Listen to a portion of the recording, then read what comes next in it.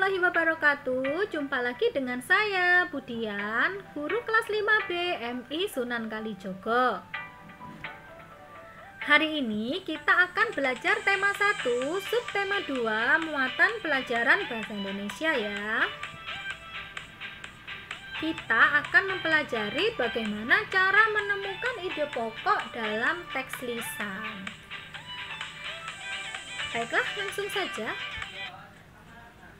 Nah, sebelum kita ke pokok bahasan tentang menemukan ide pokok ya, nah kita perlu tahu dulu apa sih teks lisan itu. Teks lisan bisa berupa dua macam ya. Yang pertama yaitu teks tulis yang dibacakan oleh orang lain dan teks percakapan. Nah, hari ini kita akan mencari atau menemukan ide pokok dari teks percakapan, di mana teks percakapan itu termasuk salah satu jenis dari teks lisan ya. Nah, bagaimana langkah-langkah menentukan ide pokok dalam teks lisan? Yang pertama, mendengarkan teks secara keseluruhan dan dengan sungguh-sungguh.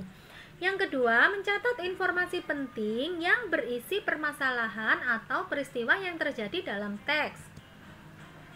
Yang ketiga, menentukan topik teks percakapan. Selanjutnya, menentukan kalimat utama yang menjadi inti permasalahan dari teks percakapan. Dan yang terakhir, menentukan ide pokok yang terkandung dalam kalimat utama pada teks percakapan. Seperti pada teks tulis sebelumnya ya, menemukan ide pokok paragraf. Nah, ide pokok itu terkandung di dalam kalimat utama suatu paragraf. Di sini juga sama, ide pokok percakapan itu terkandung pada kalimat utamanya. Jadi kita harus jeli dalam menemukan kalimat utamanya ya. Nah, berikut ini adalah contoh percakapan yang berjudul ujian nasional, di mana percakapan ini terjadi antara Melati dan Tiara yang sedang membicarakan tentang ujian nasional. Baiklah, saya bacakan untuk kalian ya. Ra, sebentar lagi kan ada ujian nasional. Kamu sudah siap belum? Ya, siap tidak siap harus siap. Kita jalani saja. Aku takut kalau nanti aku tidak bisa jawab.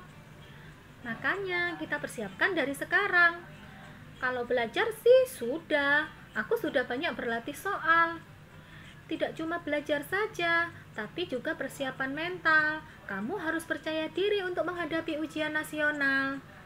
Iya juga sih, tapi bagaimana kalau soalnya susah? Yang penting kita usaha dulu. Kita berdoa agar kita bisa mengerjakan semua soal ujian nasional. Semoga saja begitu.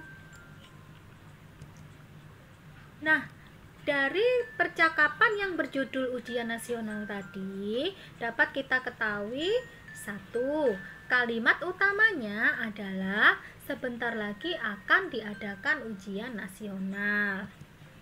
Yang kedua, kalimat penjelasnya yang terdapat dalam teks tadi atau kalimat pendukung ya.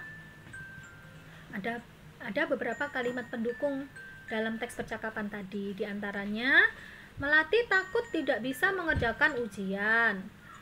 Ujian harus dipersiapkan mulai dari sekarang. Melati sudah belajar dan banyak berlatih soal. Selain belajar, mental juga harus dipersiapkan. Kita harus percaya diri dalam menghadapi ujian. Dan selain itu kita juga harus berdoa agar bisa mengerjakan semua soal ujian. Dalam percakapan tadi ternyata ada 6 kalimat penjelasnya. Dan terakhir, ide pokok yang bisa kita temukan dalam teks percakapan tersebut adalah hal yang harus dilakukan untuk menghadapi ujian adalah belajar, mempersiapkan mental, dan berdoa agar bisa mengerjakan soal ujian.